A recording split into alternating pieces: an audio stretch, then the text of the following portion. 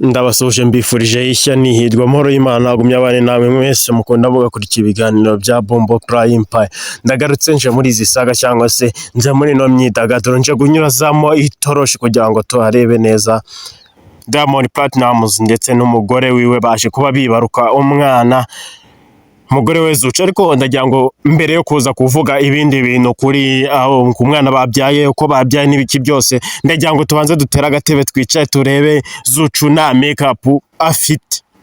Mubyumve neza, Zucu na makeup afite turi kubibona neza kuri ekara zacu. Urebe anafite makeup bro, reba iriya sura wagira ngo Diamond Platnumz baramuhindura. Inge namurebye ndavuga ati sura ni Zucu nzi ku ma makeup. Reba uburyo asa, afite baby face, ni ikizungerezi kimeze neza. Iyo hantu reba ukavuga ati she's beautiful. Ariko naje gutera akavuga ati se ba bakobwa biga badusaza muri ino industry tubarebera ku mashosho media batwitse, ukavuga ati wareba makeup ukavuga ati she's beautiful. Ariko wabareba na makeup babyutse bameze neza, wareba ukavuga ati sha narayobye.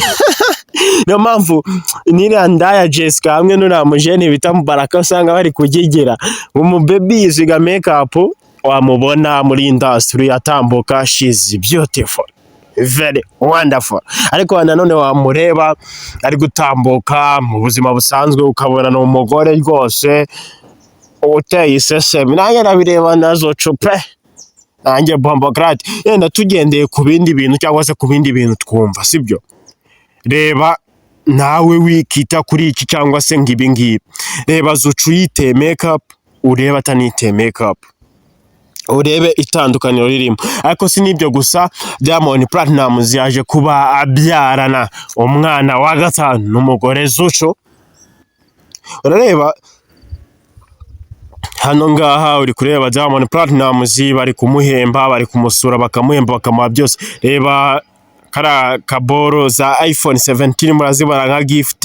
Reba amafaranga bari kumumeneramo, uhita wumva yuko hari amafaranga ari amadolari kuva nabaho ndinze ngira imyaka iri kukabakaba muri za veni, ariko nshobora kuba narajya ari amadolari angana kuriye. Yarebe so ziruzuye za iPhone 17 zibarire bibiri by'idolari n'ibiki byose. Usanga ko muri no industry abajene bakize kandi bameze neza.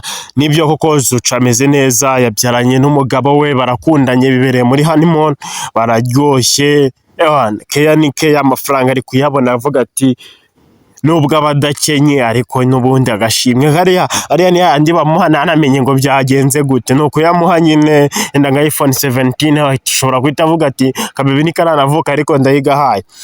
Ni amakuru meza yari ari guturuka mu gihugu cya Tanzania yerekana ko umusore wacu Diamond Platnumz yaje kuba yibaruka umwana wiwe umeze neza. Umugore yaje kuba asoza kubyara amahoro. Ibintu ni wonderful, ibintu ni amahoro. Ariko nanone ndagira ngo bano banjye twiganire kuki abahanzi cyangwa se abahanzi bo muri iki gihugu cyacu cy'u Rwanda badashaka abagore benshi ngo babyare henshi ngo bigaragare nk'uko bigaragara mu bandi basitari bagiye batandukanye. Bande Diamond Platnumz murabibonye n'abandi basitari bagiye batandukanye. Tuvuga ati yenda Bruce Melody afite umugore umwe, The Ben afite umugore umwe, Khan Made afite umugore umwe, b'abasitari ba mbere dufite mu gihugu. Ariko ahandi usanga bafite abagore benshi batandukanye. Ese ndaza kubyita yuko ari indambi cyangwa se n'ubukene buri muri showbiz y'Abanyarwanda, cyangwa se Abanyarwanda ntago dukunda abagore, twikundira umugore umwe. Wigenda utagize ikintu uvuga kuri iyo ngingo, cyangwa se abahanzi bandi bakunda abagore cyane ugereranyije n'abo mu Rwanda. Nyine nanjye ndagira ngo munsangize ibyo bitekerezo byanyu. Abanyarwanda barakinye ku buryo batabasha gutunga umugore urenze umwe. Ndabakunda cyane. Wigenda udakanze subscribe ndetse na share. Imana igumye kubarinda.